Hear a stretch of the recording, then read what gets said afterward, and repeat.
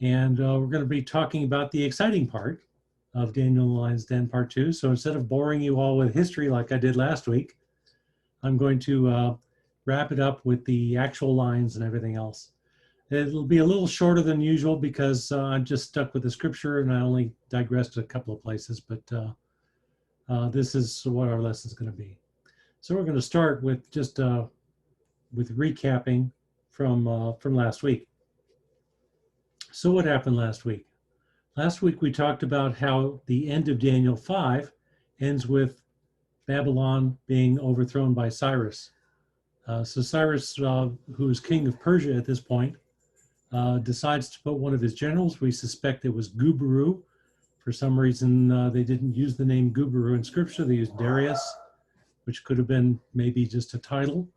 But he was a Mede, and he was put in charge of the Babylon area under Cyrus.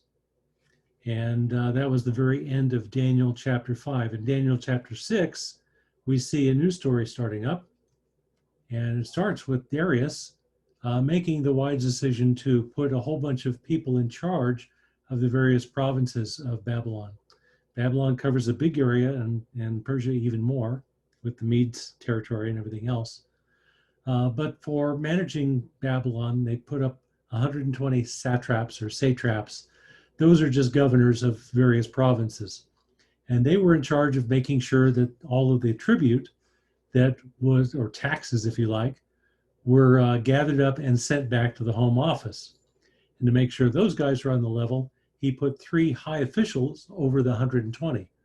And of those high officials, one of them was our star of the show, Daniel. Now, Daniel outshines everybody else because he has character. He has godly character, so he's honest, he's straightforward, and he doesn't compromise in any way. So Darius realizes he can trust Daniel for just about anything, and he considers, probably verbally, to put Daniel second in command over Babylon, which would, ironically, fulfill the promise that Belshazzar made to Daniel when Daniel was interpreting the handwriting on the wall. Remember, Belshazzar said, "I'll make you the third ruler in the kingdom." We found out from that Belshazzar was actually a co-regent with his father Nabonidus off traveling around. And so he had stayed at home as the second in command, and he was offering Daniel to become third in command. And Daniel turned it down, saying, "Never mind your rewards, I'll tell you what it means. Your kingdom is ending," which it did. So now Darius is considering making Daniel in charge of Babylon anyway, so by default he would become the third ruler in the kingdom. Well, this doesn't go over well with the people that he's in charge of. The other satraps or satraps and high officials, probably the majority of them, if not all of them, were on the take, which is not good if you're going to try to manage all these guys, because they're probably going to skim off the top a little bit from the tribute that's being sent back to the king. Tribute is important for the king because that economic value is where their power comes from. Kings who have a lot of money can hire a lot of soldiers and conquer a lot of territory. So it was important for Darius to get this money.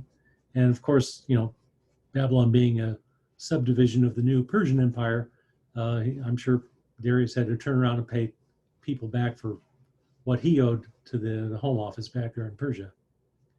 Anyway, so the satraps and the high officials plot to get rid of Daniel because they don't want him to be in the way.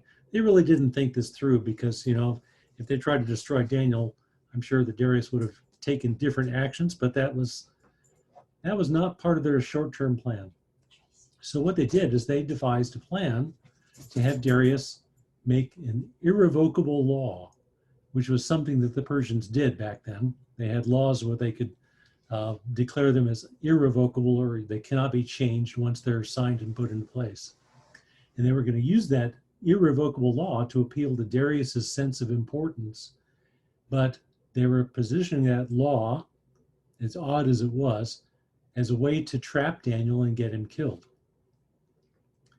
Daniel learns about this, and Daniel knows that he's vulnerable, but what does he do? He continues to pray towards Jerusalem, which is something he did every single day, 3 times a day.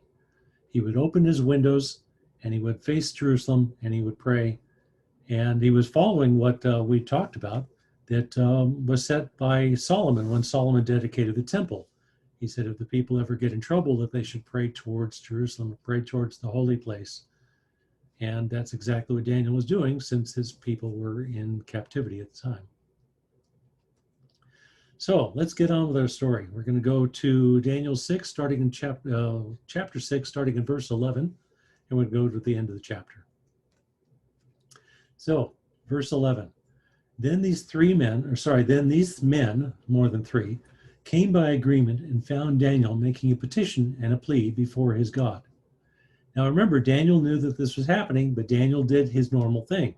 Well, his normal thing was noticeable by the other guys. They found Daniel making a petition. That was not hard for them to do because all they had to do is just watch his house and check when the windows were open. And so what they did is they caught him in the act of praying to God. Then these guys, I don't know if it was all 120 plus 3 plus 2, or maybe it was just a majority of them, but whatever, they were a massive number of people that came then to the king. So then they came near and said before the king concerning the injunction, O king, did you not sign an injunction that anyone who makes a petition to any god or any man within 30 days, except to you, O king, shall be cast into the den of lions? The king answered and said, the thing stands fast according to the law of the Medes and Persians, which cannot be revoked. Then they answered and said before the king, Daniel, who is one of the exiles from Judah, pays no attention to you, O king, or the injunction that you have signed, but makes his petition 3 times a day. So, did you notice the first thing they did is they wanted to make sure that the law was going to be irrevocable.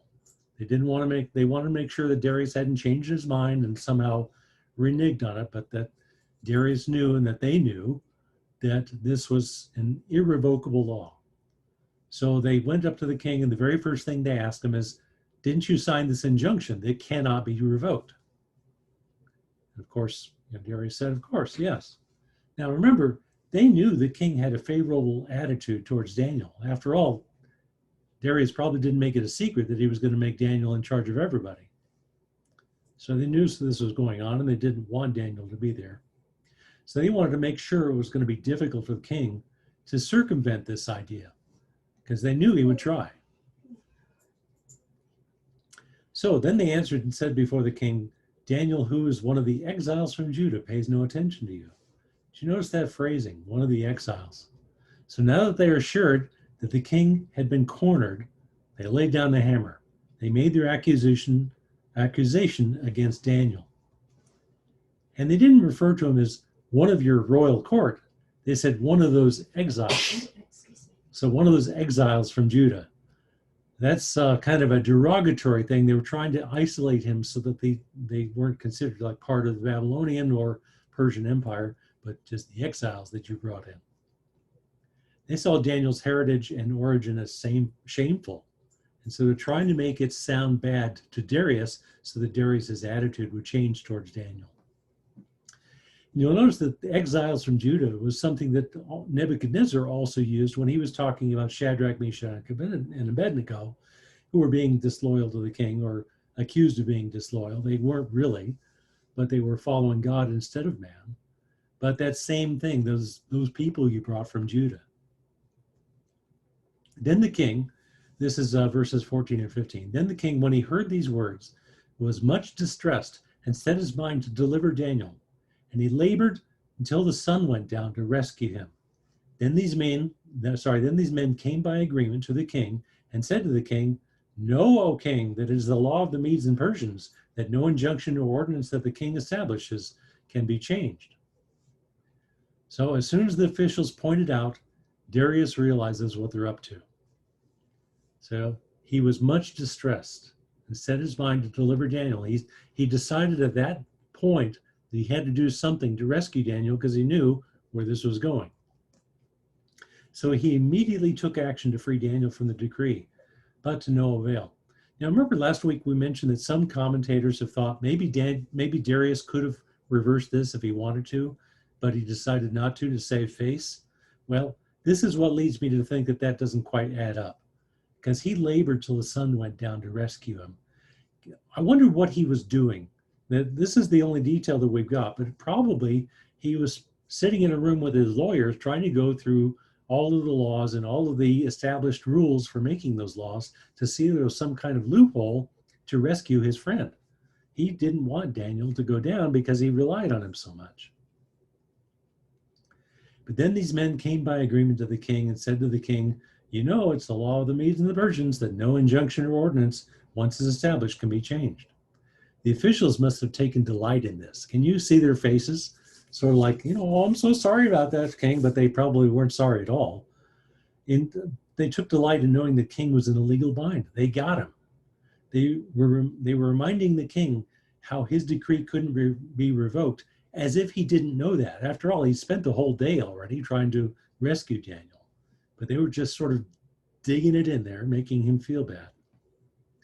And notice the contrast here between Nebuchadnezzar, who also was dealing with people who was allegedly being disloyal to him, and Darius. Now, Nebuchadnezzar, when he found out that Shadrach, Meshach, and Abednego were allegedly disloyal to him, what was his reaction? He blew up and ordered them to be tossed into a furnace. Remember, he asked for the furnace to be heated up to like as hot as it could go. They said 7 times, but we talked about that. Doesn't really make sense.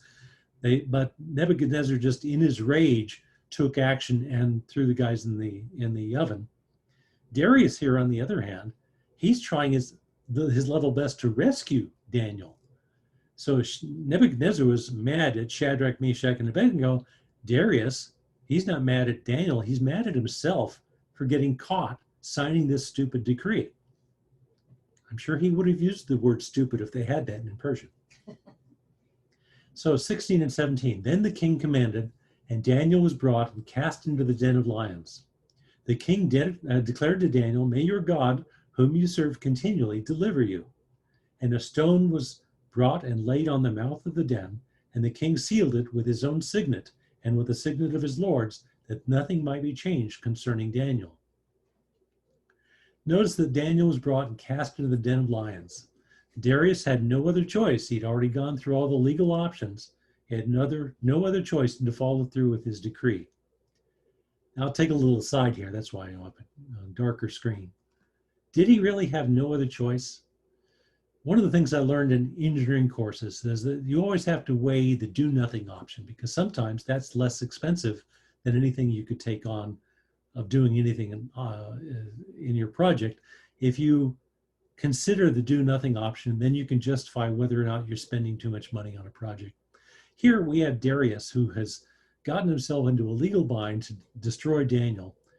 Could he have just said, I'm not doing it. I don't care what the law says. I'm not doing it. Well, he could have done that. But remember how we talked about Darius could have lost face with the Persians? That definitely could have happened. But this would have been more than just political damage. This would have probably led to his death, because remember, the Persians were the kind of people that would put people in lions' dens.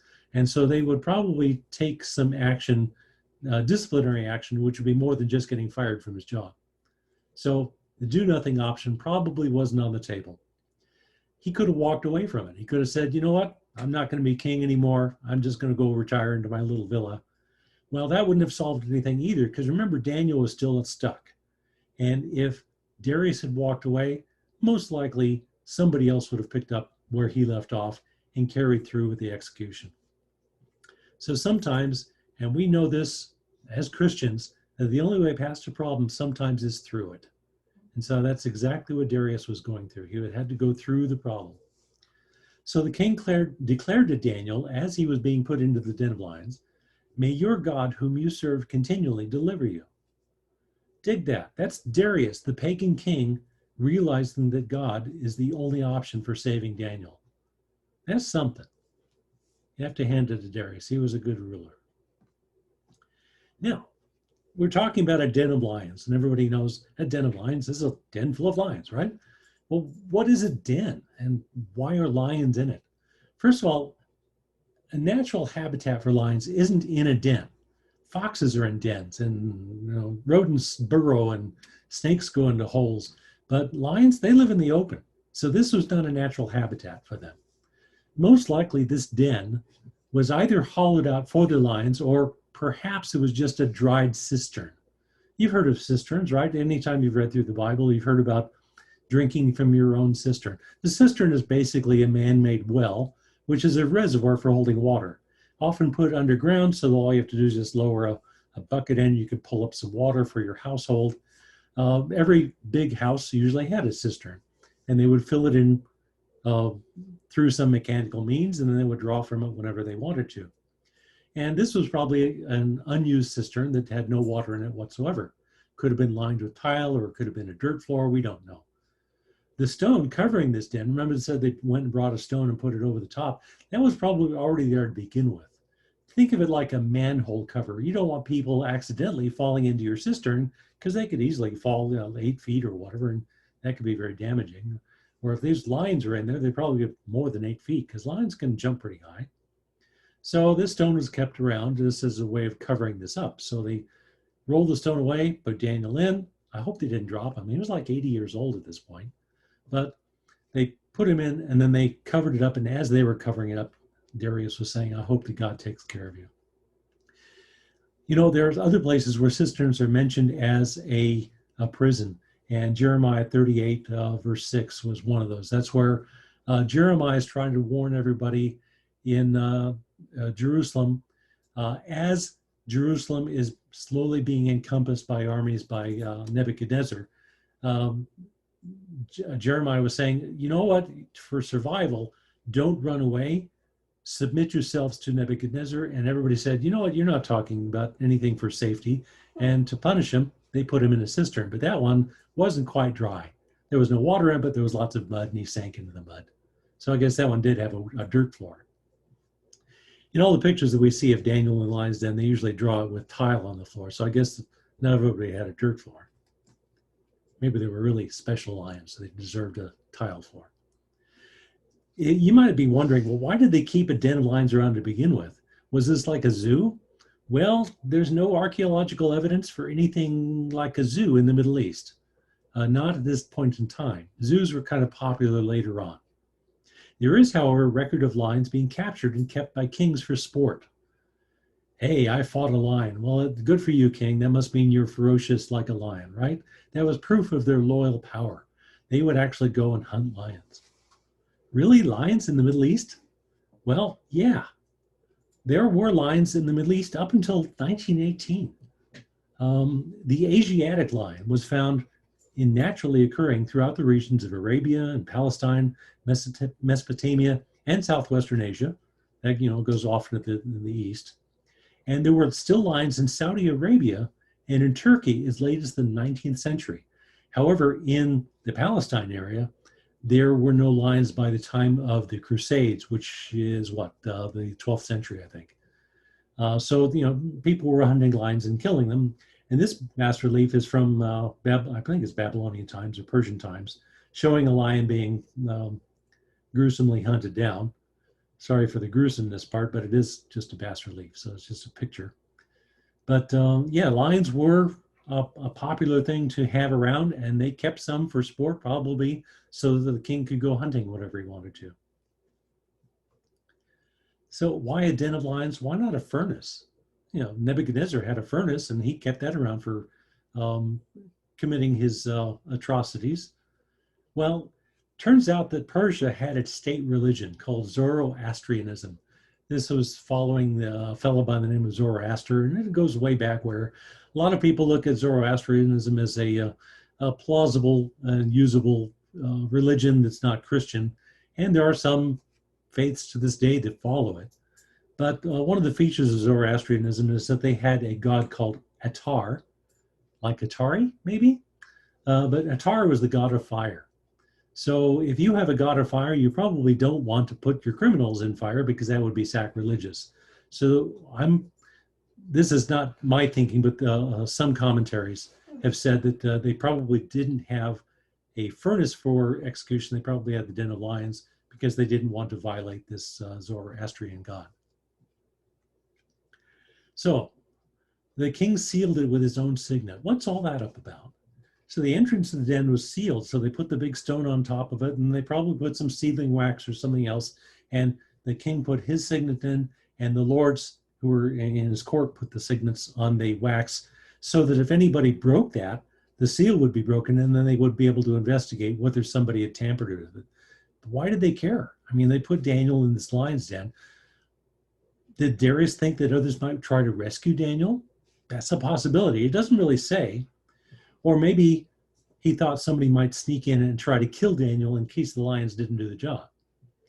Well, whatever the case, sealing the den was to God's benefit, because that means that without anybody else intervening, the only one to rescue Daniel would be God, and this would be for God's glory. So, however the reasons were, it was for God's glory that they sealed this thing off. So verse 18, the king went to his palace and spent the whole night fasting. A pagan king fasting? How about that? No diversions were brought to him, and sleep fled from him. He clearly took this thing seriously. He could have said, oh, well, I guess I'll find another satrap to put on top of the other guys. But apparently he was so serious about this that he even couldn't get any sleep. His conscience wasn't clear and his heart was burdened. So, verses 19 to 23, then at the break of day, the king rose and went in haste to the den of lions. And as he came near to the den where Daniel was, he cried out in a tone of anguish. The king declared to Daniel, O Daniel, servant of the living God, has your God, whom you've served continually, been able to deliver you from the lions? Then Daniel said to the king, O king, live forever. My God sent his angel and shut the lions' mouths, and they have not harmed me because I was found blameless before him, and also before you, O king. I have done no harm. Then the king was exceedingly glad and commanded that Daniel be taken up out of the den. So Daniel was taken up out of the den, and no kind of harm was found on him because he had trusted in his God. So at the break of day, so Darius spent the whole night fasting, and he couldn't even sleep. At the break of day, apparently, is when this decree was sufficiently fulfilled. Now, thankfully, the decree didn't say he had to be in there a week, but he was able to go, and of course, he acted right away. Darius didn't delay. As soon as dawn arrived, off he went to that den of lions. And until he got there, remember, he had a heavy heart. He wasn't sure that God would have delivered Daniel. This explains his tone of anguish. He was really, really worried about him. So Daniel said to the king, "O live forever. My God has sent his angel and shut the lions' mouths, because I was found blameless before him."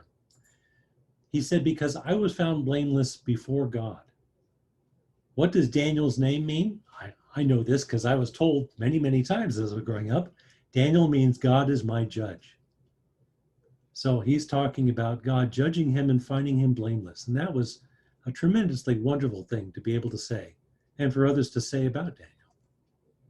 And Darius's conscience was finally cleared, and his heart was unburdened, and of course he was exceedingly glad. So they brought him out of the den. So Daniel was taken up out of the den, and no kind of harm was found on him because he had trusted in his God. What was the reason why he made it through the lion's den all night long? The reason for his safety is plainly stated. It was because he had trusted in God, not because there was anything wrong with the lions, as we'll find with the next passage. And the king commanded, and those men who had maliciously accused Daniel were brought and cast into the den of lions, they and their children and their wives. And before they even reached the bottom of the den, the lions overpowered them and broke all their bones into pieces. Their punishment was in accord with a common principle back in ancient times, that anybody making a false charge will be subject to the same punishment as the one accused. You can read about this in Deuteronomy 19. In fact, I think I've got a bookmark here. That's the wrong passage. That's why I didn't see it. All right, yes. If a malicious witness arises to accuse a person of wrongdoing, this is Deuteronomy 19, verse 16, then both parties to the dispute shall appear before the Lord, before the priests and the judges who are in the office in those days. The judges shall inquire diligently, and if the witness is a false witness and has accused his brother falsely, then you shall do to him as he had meant to do to his brother. So here we see that same principle in a pagan country being fulfilled. Those who accused him were thrown into the lion's den as well.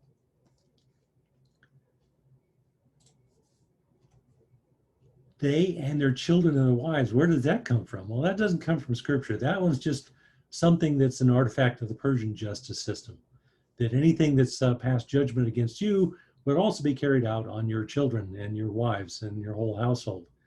So it was doubly bad for the guys that that plotted against the king.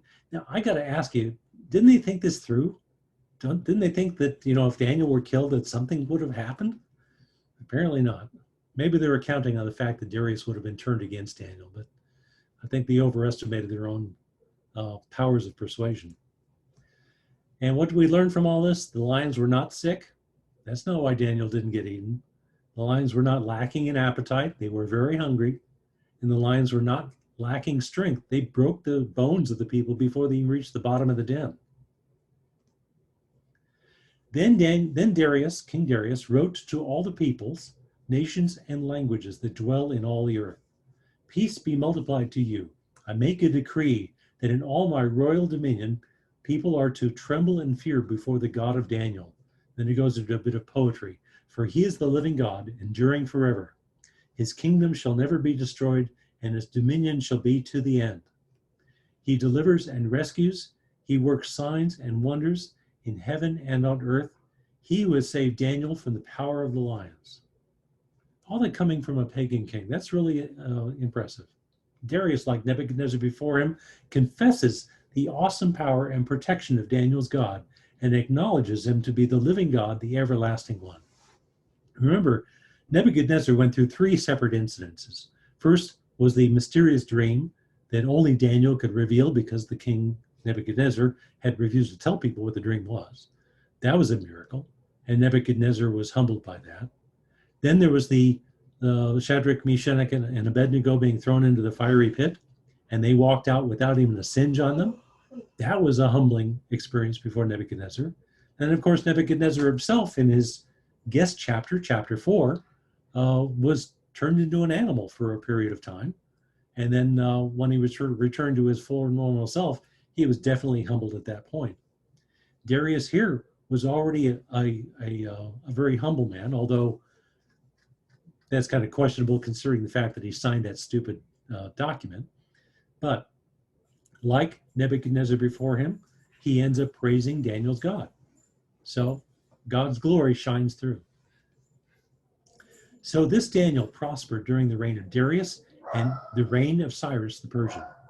And we talked about last week how actually Cyrus and Darius were probably, most likely, two different people, and they started ruling Babylon at the same time. Cyrus was already king of Persia, and so when he took over Babylon, he became ultimately the king of Babylon as well, but he put Darius the Mede in charge. So Daniel prospered all the way through the captivity in Babylon, right to the very end when Cyrus freed them.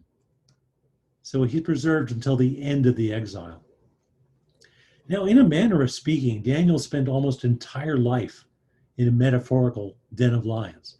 After all, he spent 70 years of the captivity. So that's 70 of his 80 plus years in this myth, this allegorical den of lions, being the pagan entities that he had to serve under. He served under Nebuchadnezzar, then the haphazard successions that happened. Finally, Belshazzar, who claimed to be the son or grandson of Nebuchadnezzar, but really wasn't, as we know. But he served all the way through them, and then he served through the first years of Darius the Mede. God preserved him alive and unharmed throughout this entire period of successive Gentile kings until his prayers about the end of the exile were answered. And what was the end of the exile? We read about it in Ezra. In the first year of Cyrus, king of Persia, that the word of the Lord by the mouth of Jeremiah might be fulfilled. Remember, Jeremiah was the one that said the 70 years. So that he made a proclamation throughout the kingdom and also put it in writing. Thus says Cyrus, the king of Persia, the Lord, the God of heaven, has given me all the kingdoms of the earth, and he has charged me to build him a house at Jerusalem, which is in Judah. Whoever is among you of all his people, may his God be with him, and let him go up to Jerusalem, which is in Judah, to rebuild the house of the Lord, the God of Israel. He is the God who is in Jerusalem. That was the fulfillment of that prophecy And it must have been wonderful for Daniel at the very end of his life to be able to see this come to fruition. So what are our lessons for us? Well, clearly, prayer is a lifelong task. Look at Daniel coming into Babylon in his teens and exiting Babylon in his 80s. But what did he do every single day, 3 times a day? He prayed to God, as was his custom. So prayer is a lifelong task. Don't ever give up on prayer. And faithfulness is an undeniable testimony. Think about it. Daniel shone. He was the champion of all of those that Darius had put in charge over Babylon. Why? Because his character was undeniable. His faithfulness to God was undeniable. And if you are faithful, you make a wonderful testimony to the unsaved. Daniel's trust in God was well known by others, including Darius, and even Daniel's enemies. So even his enemies, who eventually got destroyed, were witnessed to by Daniel's faithfulness. Only the true God of heaven can deliver you. Not the God of plenty, not the God of power, and not the God of pleasure. God is able to save. When? Forever. He'll be able to save those who draw near to God through Jesus. In Hebrews 7:25 we read, He's able to save to the uttermost those who draw near to God through him, since he always lives to make an intercession for them. Here endeth the lesson. I say that for my wife because that's how they end church in Church of England. Anyway.